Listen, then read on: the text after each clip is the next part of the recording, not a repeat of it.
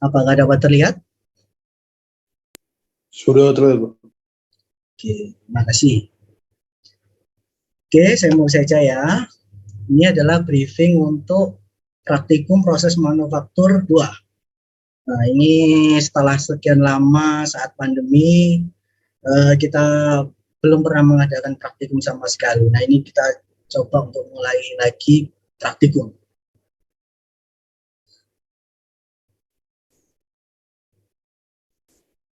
Nah, ini perkenalkan susunan organisasi untuk pelayanan laboratorium ya. Kalebnya adalah Pak Arif Wahyudi, PhD. Beliau adalah Kepala Laboratorium Rekayasa Produksi. Nah, saya sendiri, Luki Triahya, laborannya. Saya biasanya itu instruktur untuk mesin perkakas manual, pengelasan, dan mesin CNC DM. Dan yang ketiga adalah Pak Faisal Ibrahim. Beliau ini biasanya untuk instruktur mesin perkakas manual seperti bubut, milling, bor, terus pengelasan, dan mesin CNC bubut dan milling. Nah, ini nama saya Luki Triahya. Saya mulai bekerja di laboratorium rekayasa produksi itu mulai Agustus tahun 2002. Pendidikan saya dulu SMK mesin dan diteruskan ke sarjana teknik mesin. Nah, ini nomor HP saya kalau ada pertanyaan. Nah, tugas saya di teknik mesin ini sebagai laboran di laboratorium rekayasa manufaktur, terus laboratorium SEM. SEM itu scanning elektron mikroskopi, mikroskop elektron. Biasanya nanti kalau di masuk konsentrasi material mungkin bisa ketemu lagi saya. Nah, yang ketiga itu saya liaison officer untuk DKG. Jadi kalau ada kegiatan inbound atau outbound, mohon disampaikan ke saya juga untuk saya laporkan ke DKG. Ruangan saya biasanya di ruang SEM D200, dekatnya D201, lalu lab EDM di A105 itu di workshop depannya sapu angin, dan lab rekayasa produksi di workshop 103.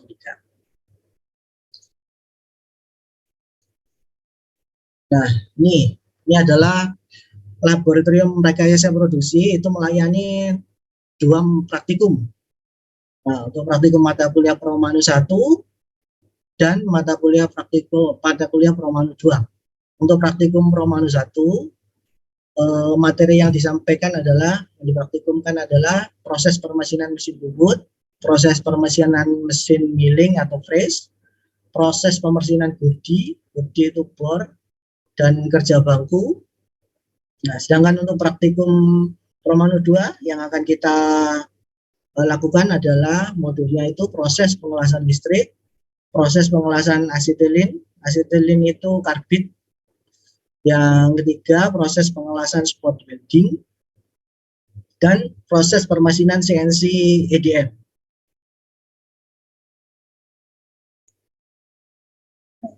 Kita bahas yang proses Promanu 2 ya, proses manufaktur Promanu 2. Nah, ini tolong dicatat dan diperhatikan. Praktikum proses Manufaktur 2 periode semester genap ini tahun 2021 dan 2022 akan dilaksanakan pada tanggal 11 April 2002 sampai 20 April 2002. Jadi mulai Senin besok ya. Yang akan dilaksanakan dalam 2 sesi. Sesi pertama itu jam 8 sampai jam 11 dan sesi 2 jam 1 sampai jam 4. Nah, tiap sesi itu ada 3 jam sesuai dengan peraturan. Kalau praktikum 3 SKS itu 3 kali 50 menit, jadi saya genapkan jadi 3 jam. Nah, untuk pandemi ini ada perbedaan. Biasanya dalam satu sesi praktikum itu satu grup itu bisa 4 atau 5. Nah, karena pandemi, yang alat hanya untuk dua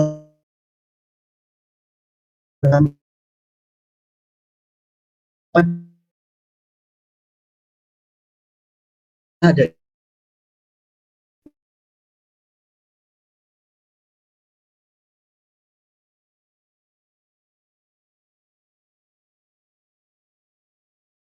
dapat memilih dan mengisi jadwal yang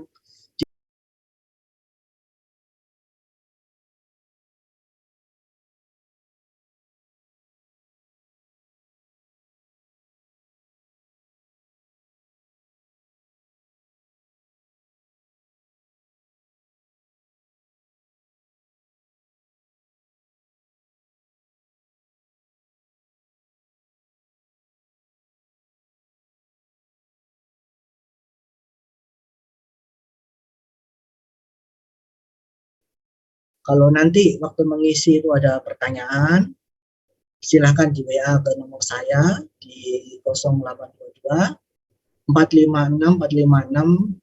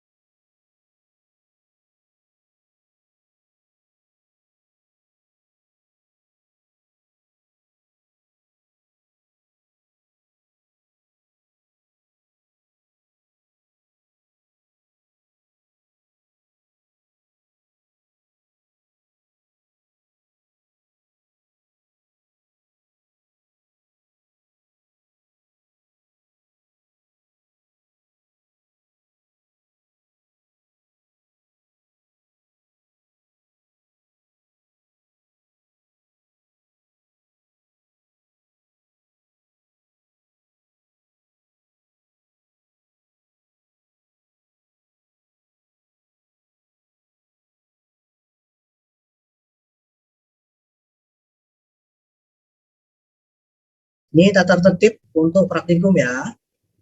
Nanti setelah daftar, terus tahu harinya hari apa, nanti praktikan hadir 15 menit sebelum praktikum dimulai. Keterlambatan di atas 30 menit dinyatakan tidak hadir.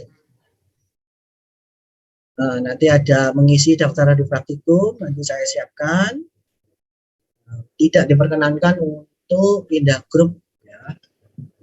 Terus dilarang menjalankan mesin atau peralatan tanpa izin dari instruktur. Ini kan ada banyak peralatan. Ya jangan dijalankan dulu kalau tanpa izin. Nah, dilarang merokok atau mengaktifkan HP dan bersandar gurau saat praktikum. HP ini nggak apa-apa diaktifkan kalau untuk dokumentasi praktikum ya nanti tujuannya untuk laporan. Selain itu nggak boleh karena sangat berbahaya. Tas dan barang-barang berharga harap dimasukkan ke loker yang sudah disediakan. Nanti ada lokernya. Tasnya yang berharga bisa dikunci, dimasukkan. Wajib memakai alat pelindung diri saat melakukan praktikum. Ini nanti alat pelindungnya saya jelaskan. Kerusakan dan kehilangan peralatan atau mesin yang disebabkan praktikan menjadi tanggung jawab praktikam atau satu grup. Nanti juga membersihkan tempat kerja, mesin dan peralatan setelah selesai praktikum. Setelah dipakai, ditolong bersihkan juga. Nah, terakhir, segala pelanggaran terhadap tata tertib akan diperingatkan oleh kepala laboratorium dan dosen pengajar. Ya, saya lanjutkan. Nah, karena ini masa pandemi, jadi ada protokol kesehatan. Dulu nggak ada ini. Nah, ini ya, seperti biasanya, selalu gunakan masker dengan baik dan benar saat melakukan kegiatan di laboratorium. Nah, silakan cuci tangan sebelum dan sesudah melakukan kegiatan di laboratorium. Yang ketiga, jaga jarak Anda, perhatikan yang lain dan jangan berkerumun. Diusahakan seminimal mungkin jangan berkerumun. Nah, kalau Anda mengalami gejala COVID seperti batuk, flu, demam, kelelahan, tolong disampaikan ke kami, jadi bisa diatur lagi waktu praktikumnya, karena tidak boleh. Ya, nah, selanjutnya ini adalah masker yang direkomendasikan. Nah, yang direkomendasikan adalah yang tipe N95, KN95, atau KF94. Nah, yang masker kayak gini-gini nih, medical surgical ini nggak boleh. Yang scuba itu juga nggak boleh, apalagi yang kain. Nah, itu nggak boleh. Nanti kalau masuk lab, kami larang. Sampai ini, ganti masker. Nah, ya sebelum kita bekerja memakai mesin, kita pahami dulu keselamatan dan kesehatan kerjanya. Ada pertanyaan tadi?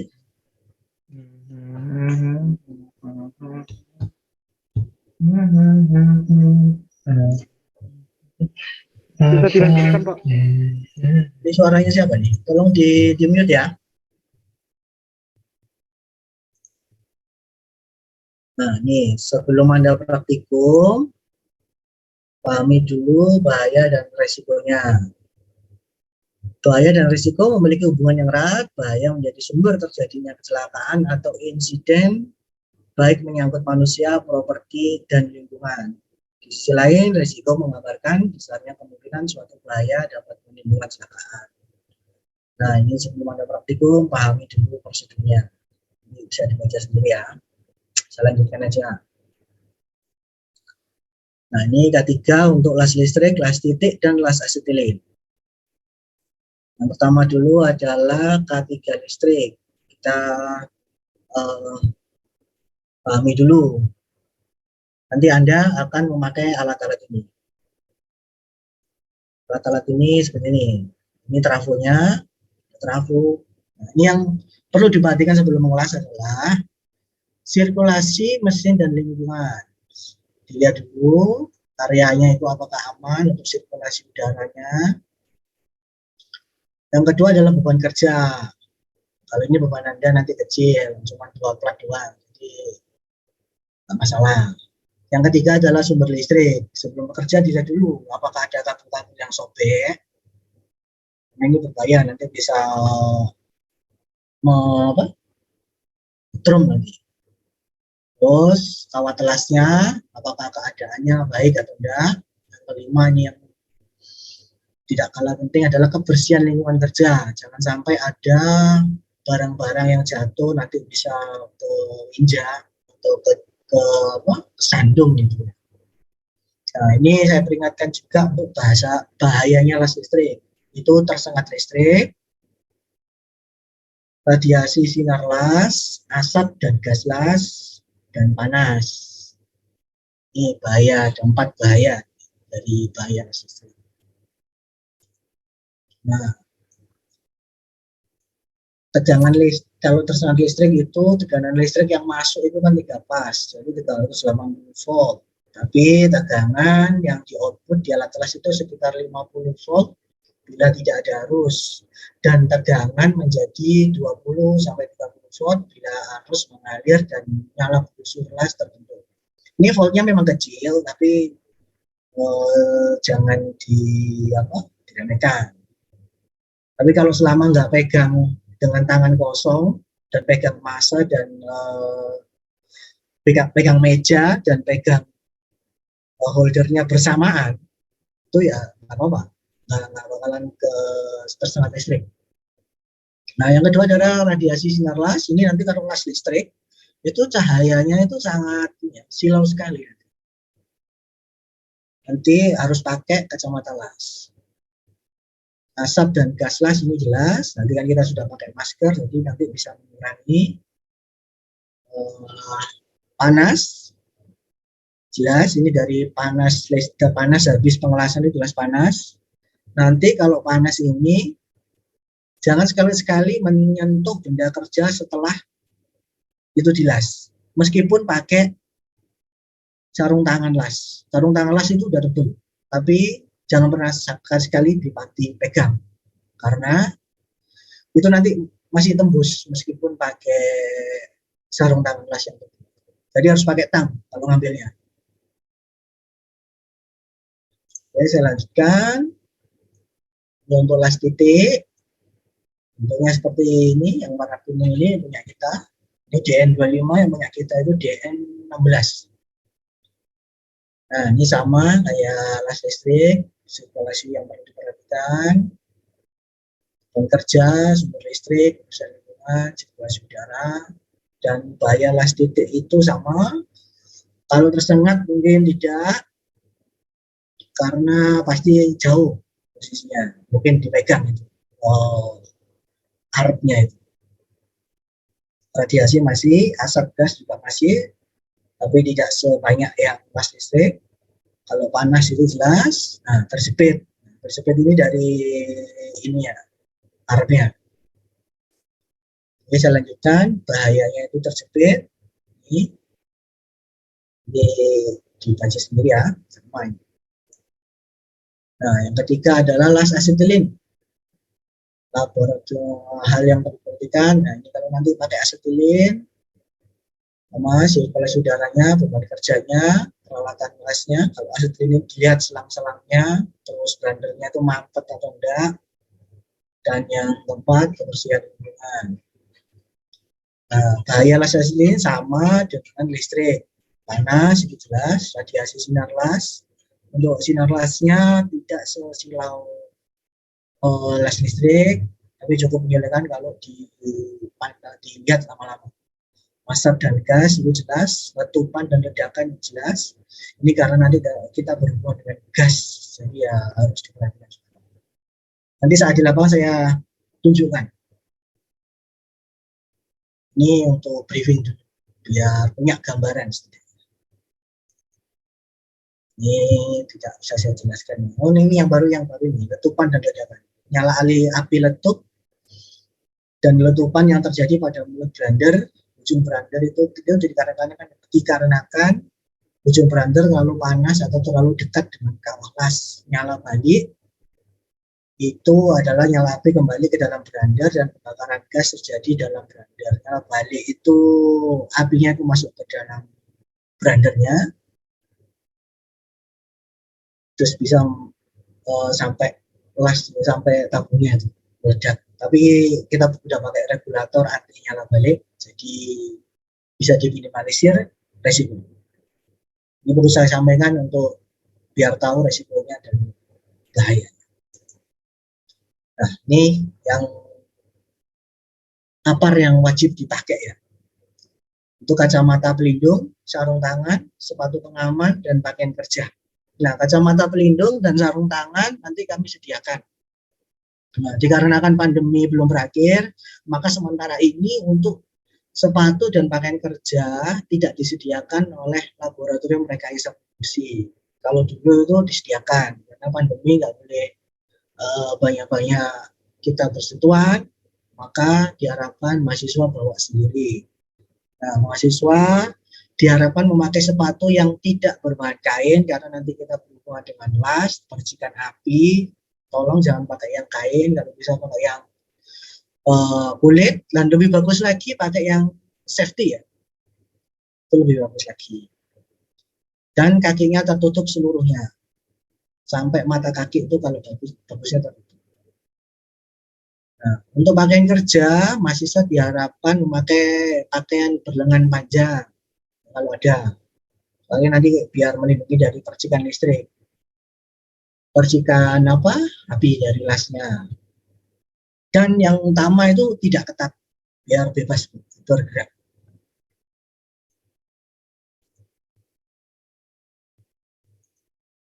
Nah, ini adalah las listrik, nanti yang dikerjakan adalah menyambung dua benda ini. Praktikum Romano 2 untuk modul las listrik, tugasnya menyambung dua buah plat dengan dimensi sesuai gambar. Posisi pengelasan adalah di bawah tangan atau 1G. Ini standar TASME, kalau PA ini standarnya ISO, namaannya bawah tangan. Dan memakai jenis sambungan butt joint namanya, kalau lurus plat pipih. Oke, bisa jelaskan terakhir.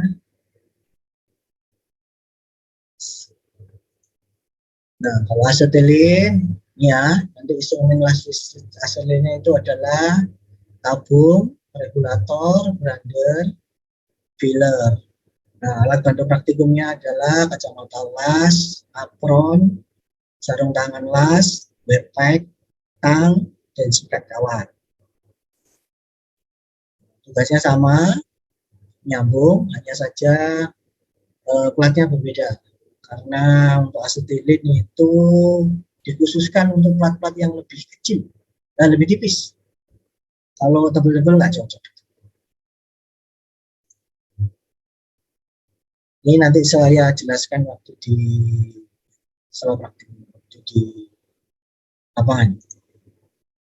Nah, ini las titik itu instrumennya itu hanya mesinnya aja, dan alat bantunya sama kayak tadi, kacamata las, apron, sarung tangan las, backpack, tang, dan sebagainya.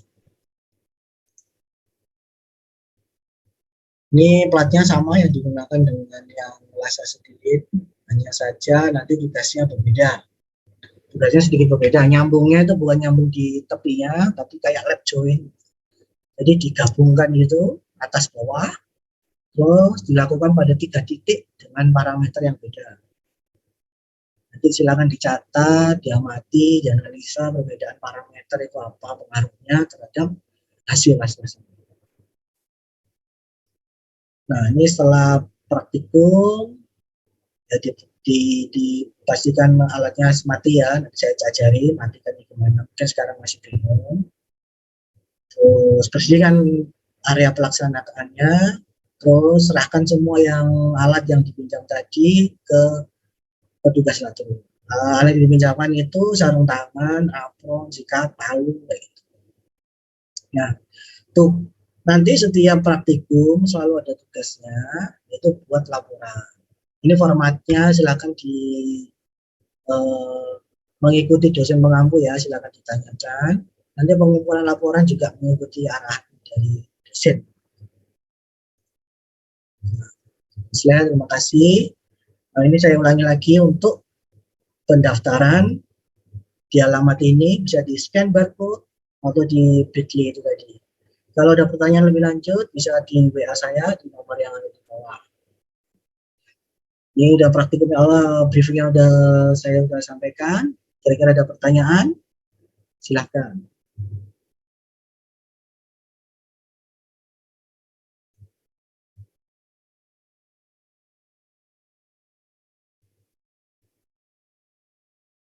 Halo?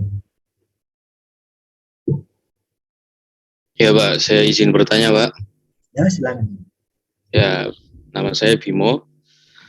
Saya izin bertanya untuk pengumpulan laporan nanti secara individu atau kelompok.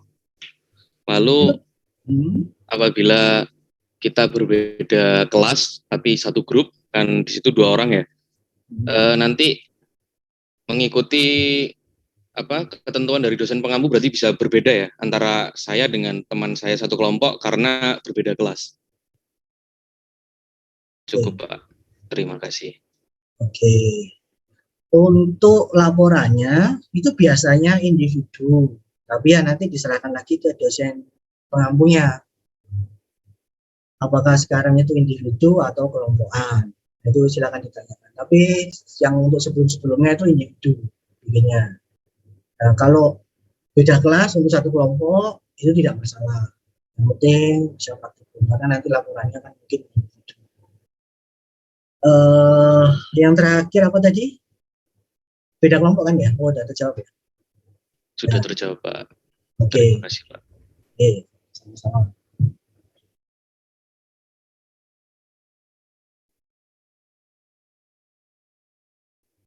Ini saya harapkan untuk mengisi formnya bisa segera mungkin ya, karena waktunya mepet dan ini adalah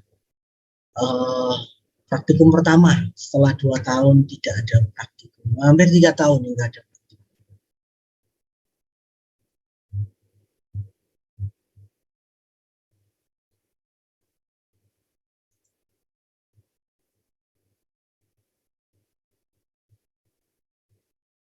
Pak, saya boleh izin tanya, Pak? Oke, silakan Mas Arno. Saya ingin izin konfirmasi, Pak, berarti yang untuk peralatan safety yang perlu kami sediakan itu apa aja ya, Pak? Tadi saya agak keskip nih. Oke. Peralatan APD-nya yang perlu disediakan sendiri itu adalah baju kerja. Kalau punya itu baju kerja yang lengan panjang ya. Kalau punya baju biasa lengan panjang ya nggak apa-apa. Sementara ini nggak apa-apa. Terus sepatu. Kalau bisa pakai sepatu safety. Kita labnya itu menyediakan dulu, dipinjamkan semuanya. Jadi mahasiswa tinggal datang aja. Karena ini sekarang pandemi, jadi kami tidak bisa meminjamkan sepatu dan pakaian kerja. Ya. Baik, Pak. Oke, terima kasih, Pak. Sama-sama.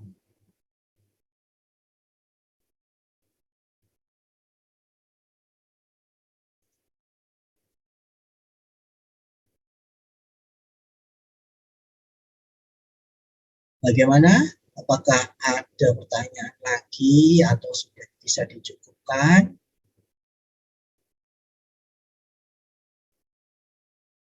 Permisi Pak. Ya, silakan.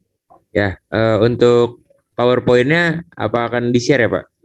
Bisa, nanti saya share. Saya sampaikan ke masing-masing dosennya, nanti bisa di-share per kelasnya. Baik Pak, terima kasih Pak. Oh ya, saya lupa. Untuk praktikum kali ini, karena pandemi, mesinnya terbatas. Untuk Promanu 2, sementara ini, praktikumnya itu hanya las listrik saja. Untuk las titik dan kan ada 4 itu normalnya. Las titik, EDM, sama las asetilin belum bisa. Karena ini mesinnya terbatas. Nah, kalau yang banyak itu lasnya, mesin las saja. Untuk sementara. Sambung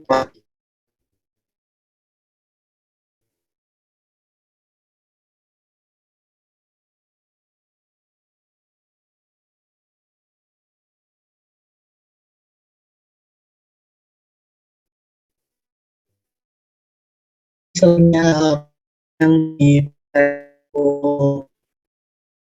penuh ya saya akan baru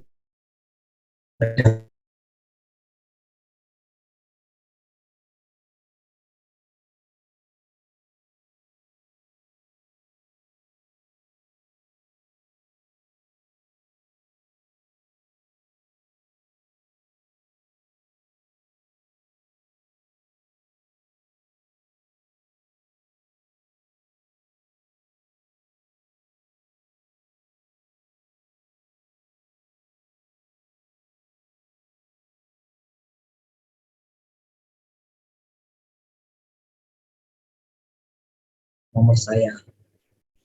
Oke, saya cukupkan briefing kali ini. Jika ada pertanyaan, silakan bertanya di nomor WA. Terima kasih. Wassalamualaikum warahmatullahi wabarakatuh. Waalaikumsalam warahmatullahi wabarakatuh. Waalaikumsalam. Waalaikumsalam warahmatullahi wabarakatuh. Terima kasih. Oh, sih.